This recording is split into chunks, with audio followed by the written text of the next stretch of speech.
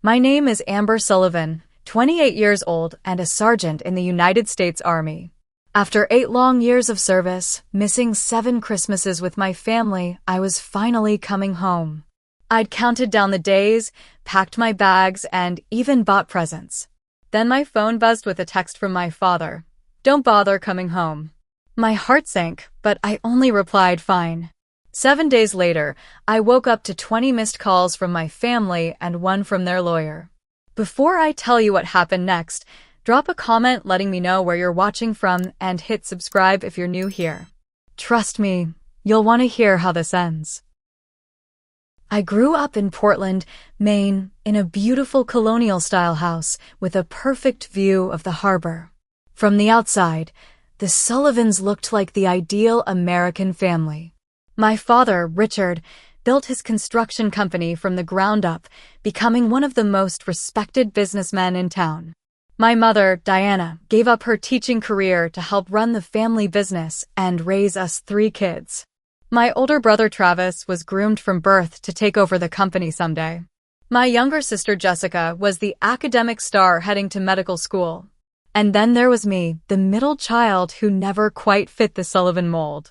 "Amber, why can't you just follow the plan like your brother?" Dad would ask whenever I showed interest in anything outside the family business. "Sullivan Construction has your name on it too."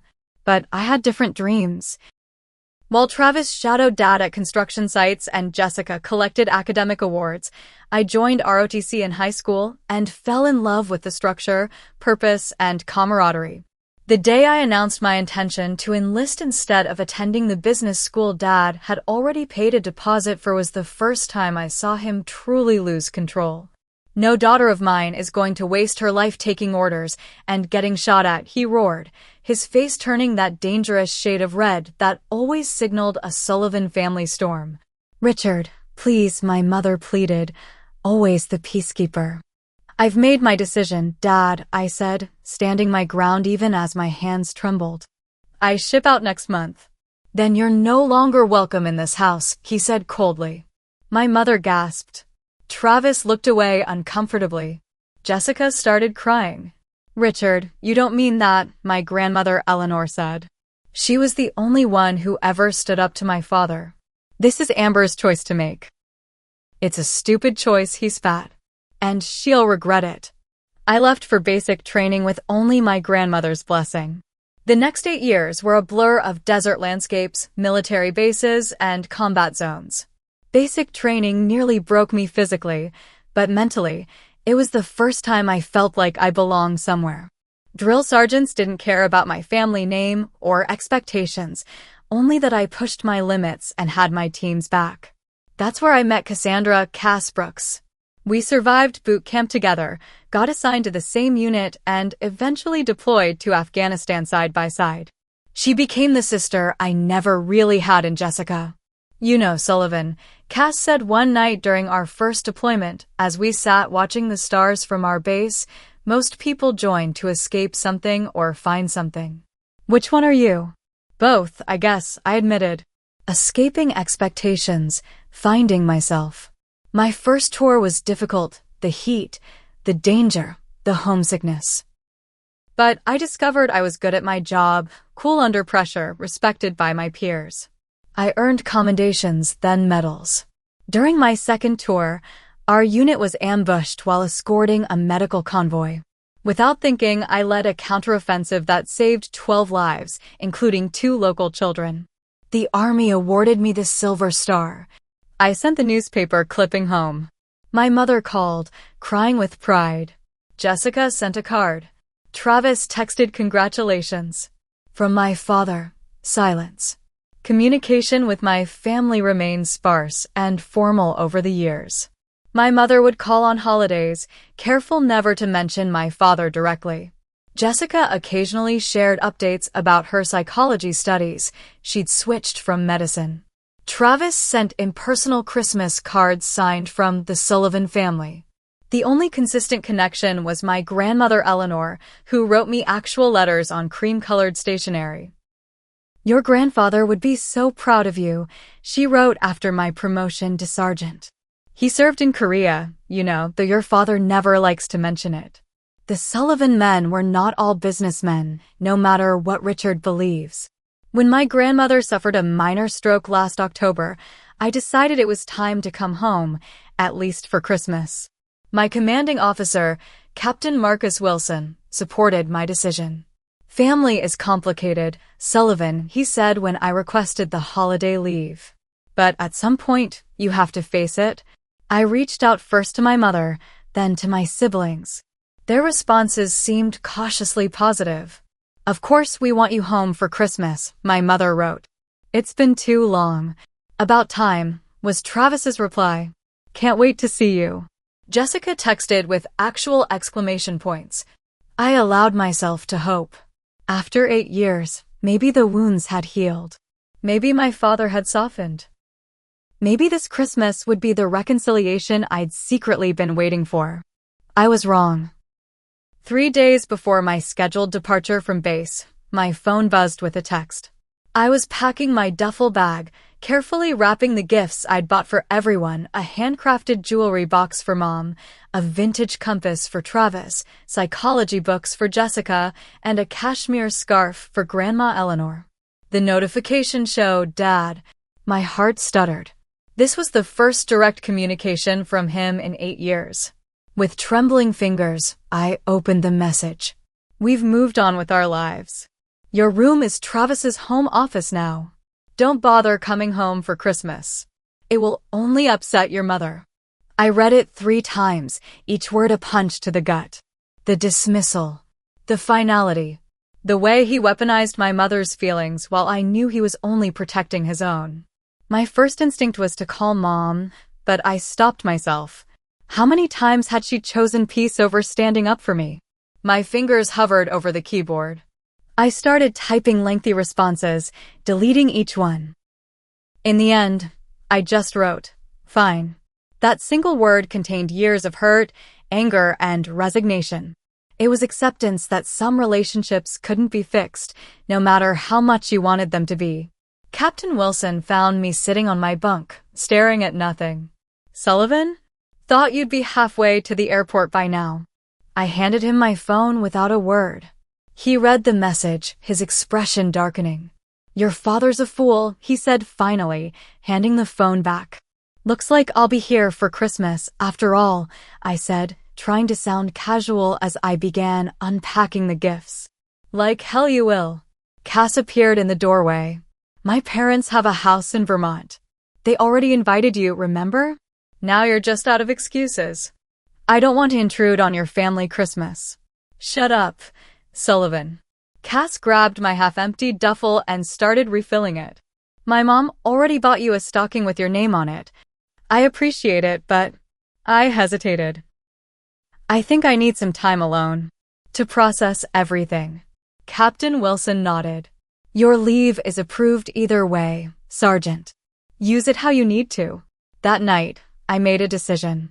I would still go to Maine, but not to my family's home.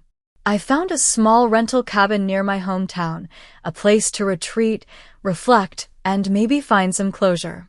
I modified my travel plans and notified my commanding officer. The journey home was long and lonely. As the plane descended through clouds toward Portland, memories flooded back, childhood Christmases with stockings hanging from the ornate fireplace, the smell of my mother's cinnamon rolls, sledding with Travis and Jessica on the hill behind our house. For a moment, I allowed myself to feel the full weight of what I had lost, or perhaps never really had.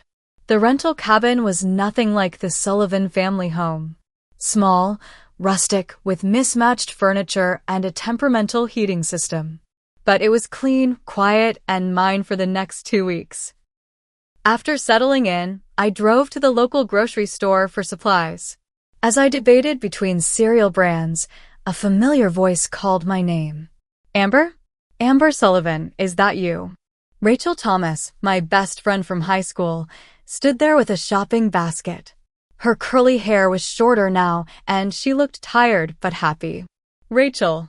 I dropped my basket and hugged her, suddenly grateful for a friendly face. Oh my God, when did you get back? Are you home for good? Why didn't you tell anyone you were coming?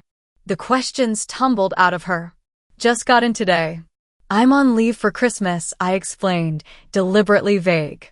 Your parents must be thrilled. I ran into your mom at the pharmacy last week and she didn't mention anything. I hesitated, unsure how much to reveal. It was sort of last minute. Rachel's expression shifted as she read between the lines. You're not staying with them, are you? I rented a cabin up by Crystal Lake. She nodded slowly. Want to grab coffee? Catch up properly. Over coffee, I gave Rachel the abbreviated version that there was tension with my father, that I needed space. I'm not surprised, she said finally. Your dad's been different these past few years. More controlling, from what my parents say. They used to do business with Sullivan Construction until your dad suddenly dropped their contract without explanation. What do you mean? I don't know the details. Just that there've been rumors. Changes in the business. People let go without notice. She hesitated. He tells everyone you refuse to come home, by the way. Has for years. The revelation stung more than it should have. While I'd been defending my country, my father had been rewriting my story to anyone who would listen. Well, I said, finishing my coffee, I'm home now. Whether he likes it or not. The next morning, a sharp knock on the cabin door startled me awake. I instinctively reached for a weapon that wasn't there before remembering where I was. 8 years in combat zones creates habits that don't disappear overnight. I peered through the peephole to see my grandmother Eleanor standing there, leaning on her cane but looking determined as ever. Were you planning to tell me you were in town? She demanded when I opened the door, but her stern expression quickly melted into a smile. Oh, look at you. Still standing at attention like a proper soldier. I relaxed my posture and hugged her, careful not to squeeze too hard. She felt smaller than I remembered, more fragile. How did you find me? I asked, ushering her inside and taking her coat. Rachel's mother called me. This town has no secrets, dear. You should know that by now. She settled into the armchair by the window. Now, tell me why you're hiding in this cabin instead of staying in your home. Dad made it clear I wasn't welcome. She sighed deeply. That son of mine has always been too proud for his own good. But there's more to it this time. She leaned forward. The business is in trouble, Amber. Serious trouble. What kind of trouble? Financial, legal, I'm not sure of the details. Richard doesn't confide in me anymore. But he's changed. More secretive. More controlling with Diana and the children. She reached for my hand. Travis made some poor decisions with company investments. Jessica withdrew from her PhD program without telling anyone. Your mother barely leaves the house now. The picture she painted was disturbing, a family unraveling while maintaining a perfect facade. Why are you telling me this, Grandma? Because you deserve to know what you're walking into. She squeezed my hand. And because despite everything, they're still your family. After Eleanor left, promising to visit again soon without telling my parents, I tried to process everything she'd shared. My phone remained silent, no calls or texts from my mother or siblings despite Rachel's mother undoubtedly spreading news of my return. I was contemplating my next move when another knock came at the door. This time, it was a tall, broad-shouldered man with kind eyes and a tool belt. Miss Sullivan? I'm Ryan Cooper. The rental agency sent me to fix that leaky faucet you reported.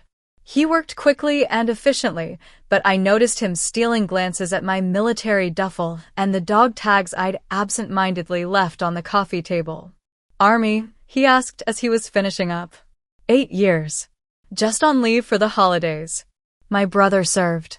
Marines. He stood, wiping his hands on a rag. You're Richard Sullivan's daughter, aren't you? I nodded, bracing for the usual reaction, the polite distance people maintained when they connected me to my father's influence. Instead, Ryan frowned slightly. Must be tough, coming back to all this. All what? He looked uncomfortable. Just town gossip. Nothing important. Please. I'd rather know. Ryan hesitated. There have been rumors about Sullivan construction, government contracts that seemed to appear overnight, competitors being underbid by impossible margins. Some of the local contractors who used to work with your dad have been blacklisted from major projects. He shrugged. Like I said, just talk. But it aligned too perfectly with what Eleanor had mentioned to be just talk. Over the next few days, I reacquainted myself with my hometown. The main street had new shops. The park where I used to play had been renovated. The high school had a new wing named after a local businessman, not my father, I noted with interest. Everywhere I went, I felt eyes following me, whispers trailing in my wake. The prodigal Sullivan daughter returned from war only to stay in a rental cabin instead of her family's mansion. On day 4 of my leave, I ran into Jessica at Coastal Coffee, the cafe where we used to study together. She froze when she saw me, her expression cycling through shock, guilt, and something that looked like fear. "Amber," she said finally, "you're really here." In the flesh. I gestured to the empty chair across from her. "Can I join you?" She glanced nervously at the door before nodding. "I can't stay long." Up close, my little sister looked exhausted. Dark circles shadowed her eyes, and she'd lost weight since I'd last seen her. The confident academic star had been replaced by someone who jumped at the sound of the espresso machine. "How are you, Jess?" I asked gently. "Fine. Busy with research." The lie came easily to her lips, making me wonder what else my family had become comfortable lying about. "Grandma said you left your program." Jessica's eyes widened. "Don't tell Dad you know that. Please." "What's going on, Jess? What's happening with the family?" She gathered her things hurriedly. "I shouldn't be talking to you." "Dad would." She cut herself off. "Dad would what?" She stood, slinging her bag over her shoulder. "Dad's not well, Amber. You should stay away for your own good." She leaned down, her voice dropping to a whisper. "And for ours." Before I could respond, she was gone, the bell above the door chiming cheerfully in her wake. That night, Ryan stopped by with firewood, left over from another job. I suspected it was an excuse to check on me, but I welcomed both the warmth and the company. "Learn anything interesting about your hometown?" he asked as we sat drinking hot chocolate by the newly roaring fire. "Just that everyone seems afraid of my father, including my own sister." Ryan nodded thoughtfully. "Richard Sullivan has always inspired fear more than respect. But lately," he trailed off. "What?" "Lately, it's like he's desperate. Making threats, calling in favors.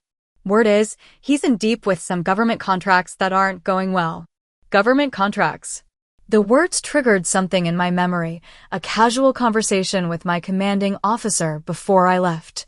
"Sullivan, isn't your father in construction? There's been some talk about irregular bidding on military infrastructure projects back east." I had dismissed it then. Now, I wondered, "Ryan, what exactly does Sullivan Construction build these days?"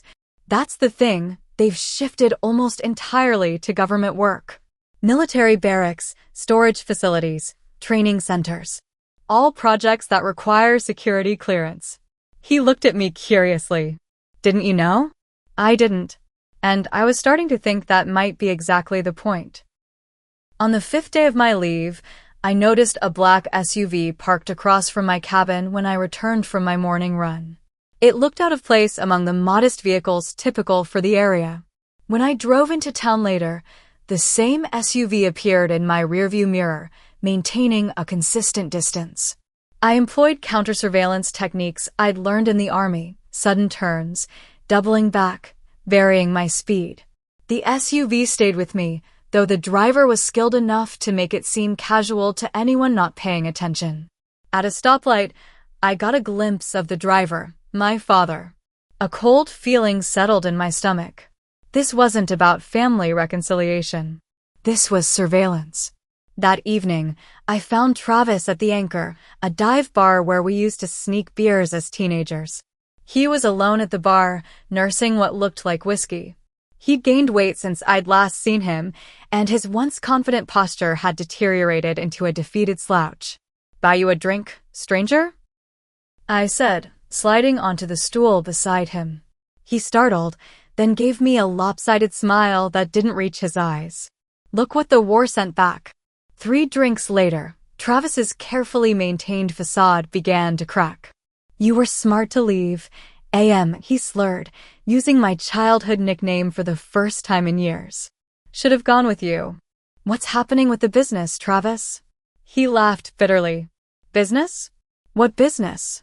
It's all smoke and mirrors now. He leaned in conspiratorially. Dad overextended. Bid on contracts we couldn't fulfill. Then I made some investments that went south. Really south. So the company's in financial trouble? Financial, legal, ethical. Take your pick. He drained his glass. Dad found a way to save it, though. Always does. What way? Travis's bloodshot eyes met mine. You don't want to know, Trust me. He stood unsteadily. I should go. Dad tracks the mileage on my car now. The next morning, I received a text from an unknown number. Diner on Route 9. 11 a.m. Come alone. Mom. The Route 9 diner was 30 minutes outside town, far enough that my mother wouldn't risk running into anyone she knew. I arrived early, securing a booth with a view of both entrances and parking lot. My mother arrived exactly at 11, looking elegant as always in a camel coat and pearl earrings. But like Jessica and Travis, she showed signs of strain, new lines around her mouth, a nervous flutter in her hands as she removed her gloves. Amber, she said, her voice catching. You look strong. Military training will do that. She winced at the reference to my career choice, still a point of contention after all these years. Why all the secrecy, Mom? And why is Dad following me around town? He doesn't know I'm here. She glanced anxiously at the door. He monitors my phone, my car's GPS. I had to tell him I was getting my hair done in Portsmouth. She reached across the table, stopping just short of touching my hand. You need to leave, Amber. Go back to your base. Forget about this Christmas visit. Why? What's going on? Your father. She lowered her voice. He blames you for everything. He's not rational anymore. When he found out you were coming home. He told me not to come, I interrupted. After he learned you had already arranged leave. She stopped herself. After he what, Mom? It doesn't matter. What matters is that you're not safe here. None of us are, with you stirring everything up. I'm not stirring anything. I just came home for Christmas. Please, Amber. Tears filled her eyes. He blames you for everything. The business problems, Travis's mistakes, Jessica dropping out. He says if you had joined the company like you were supposed to, none of this would have happened. It was irrational, but classic Richard Sullivan, finding external blame for internal failures. I need to understand what's happening, I insisted. No, you need to leave. She stood abruptly. I've done what I could. Warned you. The rest is up to you. After she left, I sat for a long time, processing. My military training had taught me to assess threats, gather intelligence, and formulate strategies. It was time to apply those skills to my own family. Back at the cabin, I began investigating Sullivan construction. Public records showed a dramatic shift 5 years ago from local commercial projects to exclusive government contracts, primarily military infrastructure. Contract values had tripled, then quadrupled. Local news archives revealed complaints from competing firms about irregular bidding processes and conflicts of interest, all eventually dismissed. Then I found something disturbing, a press release announcing Sullivan Construction's unique qualification status due to having veteran leadership with high-level military security clearance. Sullivan Construction had no veteran leadership. Unless... A chill ran through me as pieces began clicking into place. My father's sudden interest in military contracts coinciding with my rising rank. The security clearance I'd obtained during my second tour. The silence from my father despite my military achievements. He hadn't been ignoring my career. He'd been exploiting it. That night, returning from the library where I'd been researching, I found a note tucked under my windshield wiper. Soldiers should know when to retreat. The handwriting was unmistakably my father's. I called Captain Wilson, careful to use my secure military line rather than my personal phone. Sir, I need to ask you something officially. Has anyone ever requested verification of my security clearance or service record for civilian contracting purposes? His pause told me everything. There have been inquiries, yes. Standard procedure for family businesses with military contracts when a family member serves. Why do you ask? I need to know if any documentation was ever processed with my signature authorizing Sullivan Construction to use my military credentials. Another pause, longer this time. Sullivan, are you telling me you never signed such authorization? Never, sir. I'll look into it immediately. In the meantime, document everything. And watch your back. That night, I barely slept, the pieces of the puzzle swirling in my mind. My father's desperate need to save his failing company. My convenient military credentials. The sudden influx of lucrative government contracts requiring security clearance. And now, federal investigations into irregular bidding processes. My father wasn't just estranged from me. He was setting me up to take the fall. I woke on the 7th day of my leave to my phone buzzing incessantly. 20 missed calls lit up my screen, 5 from my mother, 7 from Jessica, 3 from Travis, 4 from Eleanor, and 1 from Howard Reynolds, my father's lawyer and oldest friend. The voicemails started calmly enough, but grew increasingly frantic. Amber, it's Mom. Call me as soon as you get this. Amber, seriously, pick up. It's Jessica. Dad's in the hospital. It's Trav. Dad had a heart attack last night. It's bad. Call me. Amber, it's your grandmother. Whatever you're thinking, put it aside. Your father needs you. The last voicemail made my blood run cold. Miss Sullivan, this is Howard Reynolds. I represent your family's legal interests. We need to discuss the matter of certain signatures before the situation escalates further. Please call my office immediately. I dressed quickly and drove to Portland General Hospital, my mind racing. Was this another manipulation? A trap to get me to the hospital where federal investigators might be waiting? Or had my father actually suffered a heart attack from the stress of his scheme unraveling? The hospital waiting room was a tableau of Sullivan family dysfunction. My mother sat rigidly in a corner chair, makeup perfect despite the circumstances. Jessica paced, biting her nails, a habit our father had always criticized harshly. Travis stood by the window, looking hungover and defeated. They all froze when I walked in. How is he? I asked, directing the question to no one in particular. Stable, Jessica answered when no one else did. Triple bypass surgery scheduled for tomorrow. Her eyes narrowed. What did you do, Amber? Excuse me. Dad was fine until you decided to come back and stir everything up, she hissed. He got your text and collapsed 20 minutes later. I didn't text Dad. Don't lie. He showed us all the message. Threatening to go to the authorities? After everything he's done for you. I felt a cold clarity descend.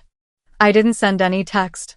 And Dad hasn't done anything for me in 8 years except apparently forge my signature and potentially commit fraud using my military credentials. The waiting room fell silent. My mother's face drained of color.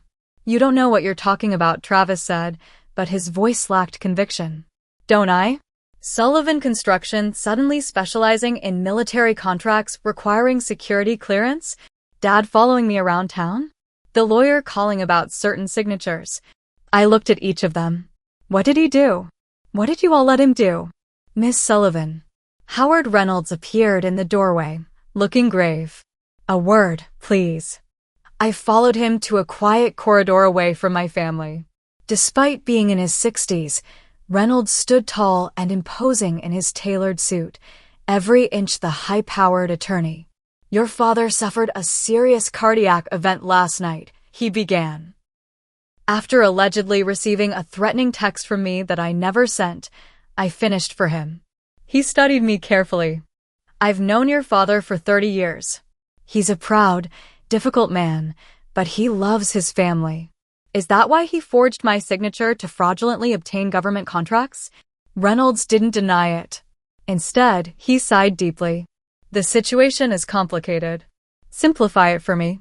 Your father's company was failing. The recession hit construction hard. Then an opportunity arose for military contracts, but they required someone with security clearance on the executive team. Let me guess. Dad decided his estranged daughter in active service was the perfect solution. He thought you'd never find out. The credentials were just to get the contracts. The work itself was legitimate, except for the fraud part. Reynolds had the grace to look uncomfortable. Yes, well, that's where things got complicated. When federal auditors began asking questions, your father needed a contingency plan. He was going to blame me, I said flatly. That's why he didn't want me coming home. He needed time to set up the paper trail showing I was the one who authorized everything. Richard made some poor choices under extreme pressure. Poor choices? He committed fraud using my military credentials while I was risking my life overseas, then planned to let me take the fall for it. Those aren't poor choices. They're crimes.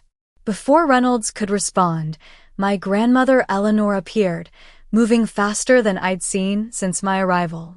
Amber, she said, her voice tight with urgency. I need to show you something. She thrust a folder at me. I found these in Richard's home office safe. Inside were documents with my signature, or rather, forgeries of my signature, on security clearance authorization forms, contract applications, and military vendor registrations. All dated during periods when I had been deployed overseas. I always suspected Richard was hiding something, Eleanor said. After our talk, I decided to do some investigating of my own. Reynolds looked stricken. Eleanor, you broke into Richard's safe? I built that house, Howard. I know all its secrets. She turned to me. I've already made copies. These are the originals. A commotion down the hall interrupted us, my mother crying out, medical staff rushing toward my father's room. He's having another episode, Jessica called, her face pale with fear. For a moment, I hesitated. Despite everything, this was my father, the man who had taught me to ride a bike, who had carried me on his shoulders at parades, who had once been my hero. Then I remembered his text, "Don't bother coming home." And my response, fine. It wasn't just acceptance. It was a declaration of independence. I need to make some calls, I told Reynolds. Starting with my military legal counsel. The military moves quickly when one of their own is threatened. By that evening, I was meeting with JAG Corps attorneys in a secure room at the Portland Federal Building. They listened intently as I presented the evidence Eleanor had recovered, along with my own findings. This is a clear case of identity theft, fraud, and potentially espionage if sensitive information was compromised, Major Lisa Hernandez, the lead attorney, concluded. You did the right thing coming to us, Sergeant Sullivan. What happens now? I asked. We coordinate with federal investigators who were already looking into irregularities with these contracts. Your father and anyone else involved will face questioning. She looked at me sympathetically. I understand this is your family. That makes it harder. My family made their choices, I said, though my voice betrayed more emotion than I intended. Outside the federal building, Ryan was waiting, leaning against his truck. Thought you might need a friendly face, he said. Rachel told me where you were. The simple kindness broke something in me. After maintaining military composure through the hospital confrontation and legal meetings, I finally allowed myself to feel the full weight of my family's betrayal. Ryan didn't offer empty reassurances. He just drove me back to the cabin, made hot chocolate spiked with whiskey, and listened as I processed aloud. The worst part is that they're still acting like I'm the one who betrayed them, I said. Like coming home and discovering their fraud is worse than the fraud itself. People get weird when their secrets come to light, Ryan observed. They blame the revealer rather than face what was revealed. The next few days brought a flurry of activity. Federal investigators interviewed me multiple times. Military security officers audited every contract associated with my credentials. My father stabilized enough for his triple bypass surgery, which was successful, but he remained in the ICU. I stayed away from the hospital, focusing instead on clearing my name and untangling myself from my father's scheme. Travis found me at the cabin on the 4th day after everything broke open. He looked terrible, unshaven, bloodshot eyes, clothes rumpled. They froze all the company accounts, he said without preamble. Interviewed me for 6 hours yesterday. Did you know? I asked. About Dad using my credentials? He couldn't meet my eyes. I suspected. Didn't want to know for sure. And you were okay with that? With him setting me up to take the fall. I didn't know that part until it all went to hell. He ran a hand through his greasy hair. I'm sorry, AM. I should have stood up to him years ago. We all should have. His apology felt inadequate against the magnitude of the betrayal, but it was a start. Jessica was next, appearing at my door the following day, looking equally disheveled, but more angry than repentant. They're saying Dad could go to prison, she accused. Is that what you want? What I want is irrelevant. Dad committed fraud, multiple federal crimes. He was trying to save the business. Save all of us. By sacrificing me, I pointed out. The daughter he already threw away. That's not fair. You left us. I joined the army. I didn't abandon my family. Dad is the one who cut me off because I wouldn't follow his grand plan. Jessica deflated slightly. He always had to control everything. Everyone. And you all let him. What choice did we have? The same one I made. To live your own life. I softened my tone. Why did you really leave your PhD program, Jess? Her eyes filled with tears. I was having panic attacks. Couldn't sleep. The pressure from Dad to be perfect, to be the academic success, since you were the disappointment. She wiped her eyes angrily. I wanted to be a kindergarten teacher. Dad said no Sullivan would waste their potential like that. Gradually, the full picture emerged. My father had been slowly imploding for years, trying to maintain control as his business faltered and his children sought independence. Travis's investment mistakes had accelerated the financial decline. In desperation, my father had seen an opportunity in my military service, a way to access lucrative contracts through my security clearance. When federal auditors began questioning the credentials, he planned to claim I had authorized everything, portraying me as a resentful daughter trying to sabotage the family from afar. My surprise Christmas visit had thrown his plan into chaos. My mother finally came to see me a week after my father's surgery. She looked smaller somehow, diminished without my father's commanding presence beside her. He's asking for you, she said. The doctors say his recovery depends on reducing stress. So I'm supposed to pretend everything's fine? That he didn't try to frame me for his crimes? I'm asking you to listen to what he has to say. She twisted her wedding ring nervously. I'm not defending what he did. It was wrong. Terribly wrong. Did you know? She couldn't meet my eyes. I suspected something wasn't right with the new contracts. Richard became secretive, working late, locking his office. But I never imagined he would use your credentials. She finally looked up. I should have protected you better. All these years. Her admission wasn't enough to heal the wound, but it was something. A crack in the Sullivan family facade. I'll think about seeing him, was all I could promise. Eleanor proved to be my strongest ally, using her position as family matriarch to rally support. She organized a small gathering at her cottage, Rachel, Ryan, a few of my old teachers and friends who had always believed in me. The Sullivans have always cared too much about appearances, she told me as we prepared food for the gathering. Richard worst of all. But real family isn't about maintaining perfect images. It's about loving each other through the imperfect reality. My commanding officer, Captain Wilson, called with news that my military record had been fully cleared of any suspicion. The investigators were impressed with your cooperation, Sullivan. Said you showed more integrity in exposing this situation than most people would have. Just did what any soldier would do, sir. No, he corrected gently. You did what a person of character does, even when it costs you personally. That's rarer than you think. The federal investigation moved swiftly. With the evidence Eleanor had provided and my testimony, prosecutors were building a strong case against my father. Howard Reynolds negotiated furiously, trying to minimize the damage. After 2 weeks of deliberation, I finally agreed to see my father. He was at home now, recovering in the master bedroom that had once seemed so imposing to me as a child. Now, with him propped up against pillows, medical equipment beside the bed, he looked diminished. Human. Amber, he said when I entered. His voice was weaker than I remembered. I stood at attention automatically, a soldier's instinct in the presence of perceived authority. Sir, I responded coolly. Don't call me that. I'm your father. Are you? You haven't acted like it for 8 years. He winced. I deserve that. An uncomfortable silence stretched between us. Why? I finally asked. Why use my credentials? Why risk everything, including me?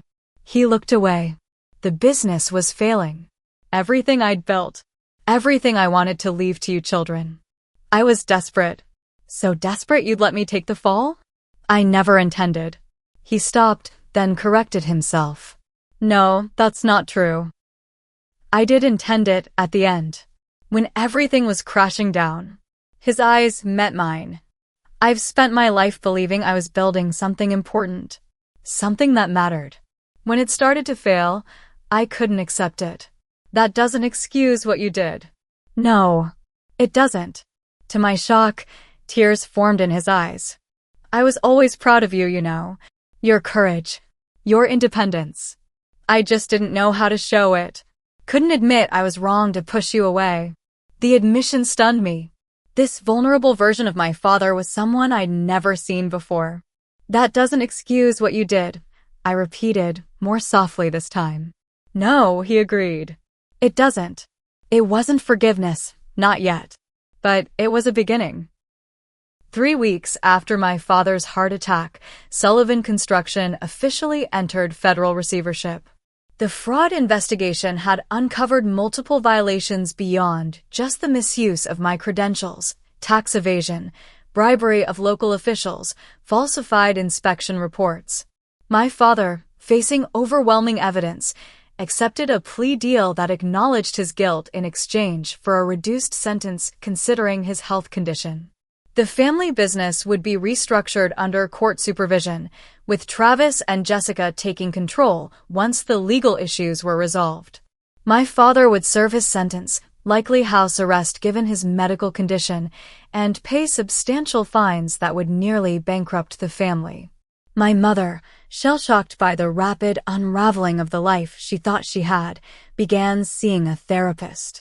Gradually, she started reclaiming parts of herself that had been subsumed by my father's domineering personality. She resumed teaching part-time at the local community college, rediscovering the passion for education she'd abandoned decades ago. I enabled him, she admitted during one of our cautious coffee meetings. For years, I chose peace over truth, stability over integrity. I won't make that mistake again. Jessica, freed from our father's expectations, re-enrolled in school, not for a PhD in psychology, but for a master's in early childhood education. The panic attacks subsided as she pursued her genuine passion. I spent so many years trying to be who Dad wanted, she told me. I barely know who I actually am. You'll figure it out, I assured her. It took me joining the army and getting shot at to find myself. She laughed, a genuine sound I hadn't heard from her in years. Maybe I'll skip that part of the journey. Travis had the hardest road ahead. As the favored son groomed to take over, his identity had been entirely wrapped up in Sullivan Construction and our father's approval. The company's restructuring and my father's disgrace left him adrift. I don't know how to be anything except Richard Sullivan's son and heir, he confessed during a rare vulnerable moment. Then become someone else, I suggested. Someone better. Eleanor hosted Christmas dinner at her small cottage, a far cry from the lavish Sullivan family celebrations of the past, but somehow more authentic. My mother brought her famous cinnamon rolls. Jessica decorated with handmade ornaments. Travis, making an effort to contribute, arrived with armloads of firewood and a selection of local craft beers. My father remained at home, still too weak to attend, and though no one said it aloud, not entirely welcome yet. The shadow of his actions hung over us, but didn't define the gathering. Ryan joined us, fitting seamlessly into the strange new family dynamic we were creating. His steady presence and dry humor helped ease the awkward moments. "Strangest Christmas I've ever had," he whispered to me as we washed dishes together. "Also, maybe the best." The military granted me extended leave to deal with the family crisis and legal proceedings. Captain Wilson called regularly, ensuring I had the support I needed. "Take the time you need, Sullivan," he insisted. "Your unit will be there when you're ready to return." As winter deepened, I began to consider my future. I had 2 years left in my current enlistment. After that, possibilities stretched before me, continuing my military career, returning to civilian life, perhaps even coming back to my hometown permanently. "I'm thinking of starting a veterans support program here," I told Ryan one evening as we walked along the snow-covered beach. "After my service ends, something to help soldiers transition back to civilian life." "Sounds like someone found her calling," he observed, taking my gloved hand in his. The most difficult conversations were with my father. As his physical health improved, we began the painful process of addressing the damage he had caused. "I don't expect forgiveness," he said during one of our carefully structured visits. "I don't deserve it." "Forgiveness isn't about deserving," I replied, repeating words from the military chaplain who had helped me process combat trauma. "It's about choosing to release the burden of anger. It doesn't mean forgetting or excusing." "When did my daughter get so wise?" he asked, a glimmer of his old self showing through. "Somewhere between basic training and pulling wounded civilians from a burning building," I answered honestly. Slowly, painfully, we began rebuilding, not the old relationship based on control and expectations, but something new, grounded in difficult truths and cautious hope. Eleanor watched our family's transformation with quiet satisfaction. "Family isn't just what you're born into," she told me as we sat together on her porch, watching snow fall gently on the garden. "It's what you create through love and truth and forgiveness." "Even when it's messy?" I asked. "Especially when it's messy, dear. Perfect families exist only in photographs and Christmas cards." As spring approached, bringing my leave to an end, I reflected on the journey that had begun with a single text and my one-word response. When my father had written, "Don't bother coming home," and I had answered, "Fine," neither of us could have imagined where that exchange would lead. His rejection had ultimately freed me to find my voice and strength. My fine wasn't just acceptance, it was the beginning of standing my ground, of refusing to be controlled or manipulated any longer. If I could write a letter to my younger self, that uncertain girl who joined the army to escape her father's expectations, I would tell her. The rejection that breaks your heart today will lead you to the strength that defines your tomorrow. The family you fight to please isn't the only family you'll have. Sometimes, the hardest roads lead to the truest destinations. I found peace not in winning my father's approval, but in no longer needing it. I found family not just in blood relations, but in the people who stood by me through crisis: Ryan, Eleanor, Rachel, my military colleagues. The night before I was scheduled to return to base, I sat alone at the kitchen table in the cabin that had become a sanctuary over these tumultuous months. I wrote in my journal, "Sometimes rejection is direction. Sometimes fine is the most powerful word you can say. And sometimes the family you fight hardest to be part of isn't the family you actually need." I'd come home seeking reconciliation and found revelation instead. The road ahead remained complicated. Legal proceedings continuing, family relationships still fragile, my father's health uncertain. But for the first time in years, I felt truly at peace with who I was and where I belonged. If you've ever felt rejected by those who should love you most, know that your worth isn't determined by their acceptance. If you've struggled to fit into someone else's vision of who you should be, know that the most liberating moment comes when you finally embrace who you actually are. What about you? Have you ever had to stand your ground against family pressure or expectations? How did it change you? Drop a comment below sharing your experience.